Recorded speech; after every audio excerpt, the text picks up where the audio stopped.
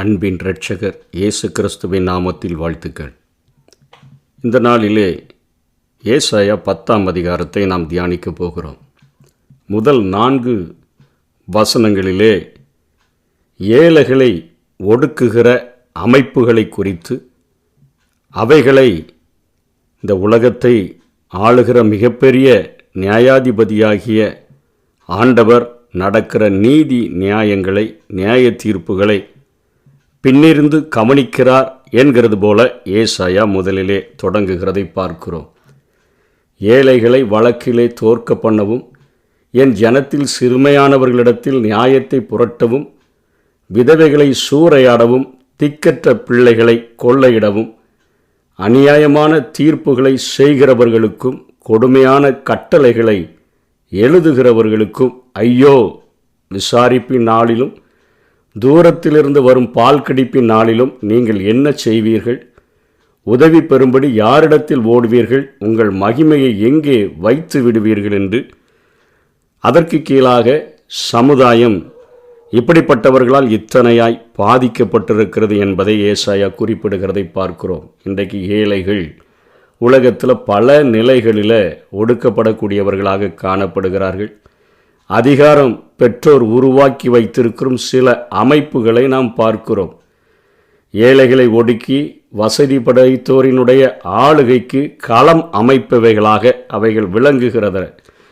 சில பகுதிகளில் காணப்படும் பஞ்சாயத்து அமைப்புகள், ஊர் கட்டுப்பாடுகள், பண்ணையார் அதிகாரங்கள், அரசியல் செல்வாக்கு, இப்படிப்பட்ட அடாவடித்தனங்கள் பல காரியங்கள் இவைகளுக்குள்ள அடங்குகிறவைகளாக இருக்கிறபடினால ஏழைகளினுடைய வழக்கு தோற்கப்படுகிறது, சிறுமையானவர்களுடைய நியாயம் புரட்டப்படுகிறது, விதவைகள் சூறையாடப்படுகிறார்கள், திக்கற்ற பிள்ளைகள் கொள்ளையிடப்படுகிறார்கள், அநியாயமான தீர்ப்புகள் உரைக்கப்படுகிறது, கொடுமையான கட்டளைகள் எழுதப்படுகிறது. இந்த உலகத்தில் சின்ன சின்ன ஒரு பஞ்சாயத்து அமைப்புகளிலிருந்து பெரிய நாட்டின் உயர்ந்த நீதிமன்றங்களில் இருக்கிற நீதிபதி வரையிலும் அவர்கள் கொடுக்கிற எல்லா விதமான தீர்ப்பையும் உன்னதத்தின் அந்த மிகப்பெரிய நியாயாதிபதி அவர் தன்னை பிரதிபலித்து அவர்கள் நீதி நியாயங்களை கூறுகிறார்களா, தீர்ப்புகளை செய்கிறார்களா என்று சொல்லி கவனித்து பார்க்கிறவராக இருக்கிறார். அவர்கள் தீர்ப்பிலே எனக்கு மிஞ்சின ஆள் யார் இருக்கிறான்னு சொல்லி தவறான தீர்ப்புகளை அவர்கள் சொல்கிறவர்களாக காணப்பட்டால் விசாரிப்பின் நாளென்று அவர்களுக்கு ஒன்று இருக்கிறது, தூரத்திலிருந்து வரும் பால் கடிப்பின் நாளென்று இருக்கிறது. அந்த நியாய தீர்ப்பிலே மிகப்பெரிய நியாயாதிபதியாகிய அந்த ஆண்டவருக்கு முன்பாக நிற்க வேண்டும் என்று சொல்லி இங்கே ஏசாயா எச்சரிக்கிறதை பார்க்கிறோம்.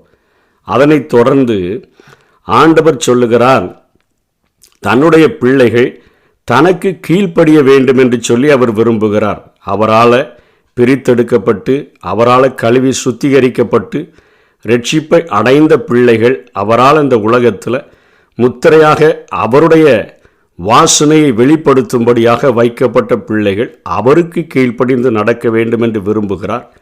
அவருக்கு கீழ்ப்படுகிறதற்கு விருப்பம் இல்லைன்னு சொன்னால் அவர்களை ஒடுக்குகிற அடக்குகிறவருடைய கைகளிலே கொடுக்கும் பொழுது அவர்கள் ஒடுக்குகிற, அவர்கள் அடக்குகிற, அவர்கள் ஆளுகிற அந்த ஓங்கிய கைகளை பார்க்கும் பொழுது அவர்கள் அதற்கு கீழ்ப்படிந்து நடக்கிறவர்களாக அந்த ஆளுகைக்குள்ளாக மாற்றப்பட்டு விடுகிறார்கள் என்கிற காரியத்தையும், அப்படி ஒடுக்குகிறவன் ஆண்டவரை மறந்துவிட்டு என் பலத்தினால செய்கிறேன் என்று சொன்னால் அவனுக்கு என்ன தண்டனை கிடைக்கும் என்கிற காரியத்தையும் கீழே உள்ள வசனங்களிலே ஏசாயா குறிப்பிடுகிறதை நாம் பார்க்கிறோம். 5ஆம் வசனத்தில் ஆண்டவர் சொல்லுகிறார், என் ஜனங்கள் எனக்கு கீழ்ப்படியாமல் போனபடினால என் கோபத்தின் கோலாகிய அசீரியனுக்கு ஐயோன்னு சொல்கிறார். அவனை கையிலிருந்து என் கையில் இருந்து என் சினத்தின் தண்டாயுதம், கையில் இருக்கிறது என் சினத்தின் தண்டாயுதம் என்று சொல்லுகிறார். என்னுடைய கோபத்தின் கோலாக நான் அசீரியனை எடுத்து, கையில் ஒரு பெரம்பு போல நான் அவனை எடுத்து அவபக்தியான ஜனங்களுக்கு விரோதமாய் நான் அவனை அனுப்பி எனக்கு கோபமூட்டின ஜனத்தை கொள்ளையிடவும் சூறையாடவும் அதை வீதிகளில் சேற்றை போல மிதித்து போடவும் அவனுக்கு கட்டளை கொடுப்பேன் என்று சொல்லுகிறார். இன்றைக்கு உலக அமைப்புகளிலே நம்மை ஆளுகிறவர்கள் ஆண்டவருடைய பிள்ளைகளை அவர்கள் கொள்ளையிடவும் சூறையாடவும் மிதிக்கவும் கூடிய சூழ்நிலைகள் உருவாகிறது என்று சொன்னால், நாம் அவர்களிடத்தில் போய் நீங்கள் எங்களுடைய ஆண்டவர் தான் உங்களை இந்த ஸ்தானத்தில் வச்சு எங்களுக்கு இப்படிப்பட்ட தண்டனையை உங்கள் மூலமாக கொடுக்கிறார்கள் என்று சொன்னால், ஆண்டவரை அறியாதவர்களாக இருந்தாங்கன்னா அவங்க நம்மளை பார்த்து கேட்பாங்க, என்னையா சொல்கிற, அவரை நான் அறியவே இல்லை, என்னுடைய பலத்தில் என்னுடைய சத்துவத்தில் என்னுடைய பராக்கிரமத்தில் தான் நான் இதை செய்கிறேன், உங்கள் ஆண்டவர் யாருன்னே எனக்கு தெரியாது என்று சொல்லி அவர்கள் சொல்லிவிடுவார்கள். இங்கே நமக்கு தெரியும், வேதத்தில் இந்த உலகத்தில் உள்ள எல்லா ஆளுகைகளும் ஒரே ஒரு தேவனால் கொடுக்கப்பட்டிருக்கிறது. நம்மை ஆளுகிறவர்களுடைய அதிகாரங்கள் எல்லாம் அவருடைய கரத்திலிருந்து தான் வருகிறது என்று நமக்கு நன்றாக தெரியும். ஆனால் அவர்கள் ஆண்டவரை அறியாதபடியினால தங்கள் பலத்தில் தங்கள் பராக்கிரமத்தில் இவைகளை செய்கிறோம் என்று சொல்லி நினைக்கிறவர்களாக அவர் காணப்படுகிறார்கள்.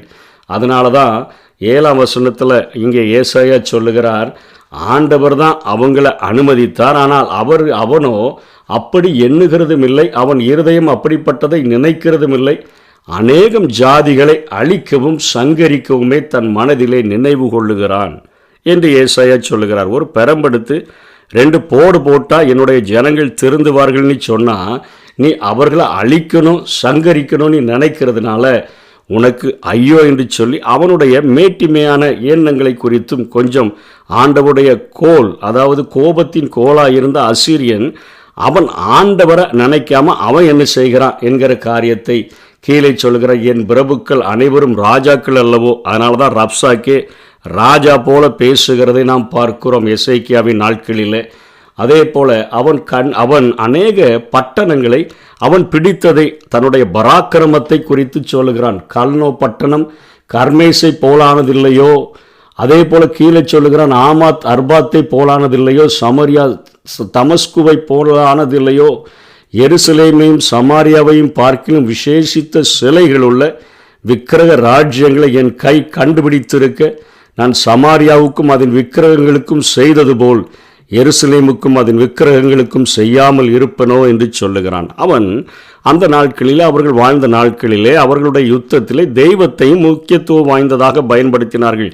எங்கள் தெய்வம் வல்லமையுடையதாக இருக்கிறபடினால உங்களை நாங்கள் ஜெயித்து விட்டோம், தோற்றுவிட்டால் அந்த தேசத்து மக்கள் எங்கள் தெய்வங்கள் உங்கள் தெய்வத்தை விட வலிமை இழந்தவைகள் என்கிற எண்ணங்கள் அவருடைய நாட்களிலே இருந்தபடியினாலே அசீரியா ராஜா, அவரை ஜெயிச்சிட்டேன், கல்னோ பட்டணத்தை ஜெயிச்சிட்டேன், ஆமாத் அர்மாத்து இவைகள் சமாரியா தமஸ்குவை போல நான் ஆக்கிட்டேன், எல்லா காரியங்களையும் நான் செய்துட்டேன், அதே போல் சமாரியாவையும் அதன் விக்கிரகங்களையும், அதாவது வட இஸ்ரவேலை கூட நான் ஜெயிச்சிட்டேன். ஆனால் அதே போல தான் இப்போது எருசலேமுக்கும் அதன் விக்கிரகங்களுக்கும் ஆண்டவரையே அவன் ஒரு விக்கிரகத்திற்கு ஒப்பிட்டு அவருடைய வல்லமையை, ஏனென்றால் ரப்சாக்கே எசேக்கியாவின் நாட்களிலே அப்படித்தான் பேசுகிறான்.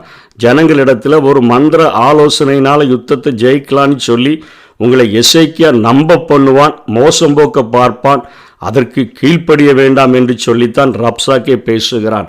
அவர்களுடைய எண்ணங்கள் எல்லாம் இவர்கள் தெய்வங்களும் ஏதோ ஒரு தெய்வத்தை போல தெய்வம் என்று சொல்லி அவன் இத்தனையாக அவன் கொக்கரித்து கொண்டு இருக்கிற அந்த நேரத்தில் தான் அங்கே எசேக்கியாவின் நாட்களில் இந்த தீர்க்க தரிசனங்கள் நிறைவேறுகிறது. 2 ராஜாக்கள் 19ஆம் அதிகாரத்தில் இந்த சனகரிப்பும் ரப்சாக்கேயும் எருசலேமுக்கு நேராக இத்தனை முறுமுறுப்புகளை செய்த பொழுது அவர்கள் ஆண்டவருடைய சொல்லுக்கு கீழ்ப்படியக்கூடிய ஒரு நிலைமைக்காக எசேக்கியா ராஜா ஆலயத்திற்கு சென்று அவன் சொன்ன எல்லாவற்றையும் எழுதி அதை ஆண்டவருடைய சமூகத்துக்கு நேராக விரித்து வைத்து, வானத்திலும் பூமியிலும் சகல அதிகாரம் உடையவர் அல்லவா நீர் என்று சொல்லி ஆண்டவரிடத்தில் தன்னை முழுவதுமாக தாழ்த்தி ஜெபிக்கிறதை பார்க்கிறோம். தன்னை முழுமையாக ஒப்பு கொடுத்து ஜெபிக்கும் பொழுதுதான் இந்த தீர்க்க தரிசனங்கள் ஏசாயாவின் மூலமாக அவருக்கு ராஜாவுக்கு அவன் அனுப்பின பிரதானிகளிடத்தில் ஏசாயா சொல்லி அனுப்புகிறதை பார்க்கிறோம். இந்த அசீரியா ராஜா எருசலேமுக்கு விரோதமாக அம்பு எய்கிறதில்லை, அதை பிடிக்கிறதில்லை, அதுக்கு விரோதமாக வரப்போகிறதில்லை, கொத்தளமிட போகிறதில்லை என்றெல்லாம் சொல்லி ராஜாக்கள் புஸ்தகத்திலே தீர்க்க தரிசனம் சொன்னது போல இங்கே இத்தனை காரியங்களையும் ஆசீர்வாதங்களையும் நல்ல வாக்கு தத்தங்களையும் ஏசாயா கொடுக்கிறதை பார்க்கிறோம். ஆண்டவரே பேசுகிறார், அவன் என் கையின் பலத்தினாலும் என் ஞானத்தினாலும் இதை செய்தேன், நான் புத்திமான், நான் ஜனங்களின் எல்லைகளை மாற்றி அவர்கள் பண்டகசாலைகளை கொள்ளையிட்டு வல்லவனை போல் குடிகளை தாழ்த்தினேன் என்றெல்லாம் சொல்கிறான். குருவி கூட்டை கண்டுபிடிக்கிறது போல என் கை ஜனங்களின் ஆஸ்தியை கண்டுபிடித்தது, விட்டுவிடப்பட்ட முட்டைகளை வாரிக்கொள்ளுகிறது போல பூமியெல்லாம் நான் வாரிக்கொண்டேன், ஒருவரும் செட்டையை அசைத்ததுமில்லை, வாயை திறந்ததுமில்லை, கீச்சென்று சத்தமிட்டதுமில்லை என்று சொல்லுகிறான். இத்தனையாக அவன் கொக்கரிக்கிறபடியினால அவன் செய்கிற காரியம் எனக்கு எப்படி இருக்குதுன்னு ஆண்டவர் சொல்கிறாரு. கோடரியானது தன்னால் வெட்டுகிறவனுக்கு விரோதமாய் மேன்மை பாராட்டலாமோ? இன்றைக்கு நம்மை ஆளுகிறவர்களும் படித்தான் இருக்கிறார்கள். எல்லா ஆளுகைகளும் ஆண்டவரால் கொடுக்கப்பட்டிருக்கிறது. ஆண்டவர் இருந்து ஆட்சி செய்தால் எப்படி நடக்க வேண்டுமோ அப்படி நடக்க வேண்டும் என்று எதிர்பார்க்கிறார். ஆனால் அவர்கள் தங்களுடைய கையின் பராக்கிரமத்தையும் வல்லமையும் நினைத்து மேன்மை பாராட்டி, பெருமை பாராட்டி, அகந்தை பாராட்டி இப்படிப்பட்ட காரியங்களை தான் செய்கிறார்கள். என்னுடைய பலத்தில், என்னுடைய அதிகாரத்தில் ஒரு குருவியை கண்டுபிடித்து அதை நான் விரட்டி விட்டுட்டு அந்த முட்டையெல்லாம் வாரிக்கொள்ளுகிறது போல அவருடைய ஆஸ்தி எல்லாத்தையும் வாரிடுவேன், பூமியெல்லாம் நான் வாரிக்கொள்ளுவேன், ஒருவனும் செட்டையை முன்னாடி அசைக்க முடியாது, ஒருவனும் வாயை திறக்க முடியாது, ஒருவனும் கீச்சினி சத்தம் கூட போட முடியாது, அந்தளவுக்கு நான் மகா பெரிய பராக்கிரமசாலியாக ஒரு வல்லமையின் ராஜாவாக இருக்கிறேன் என்று அவன் பெருமை பாராட்டுகிறான்.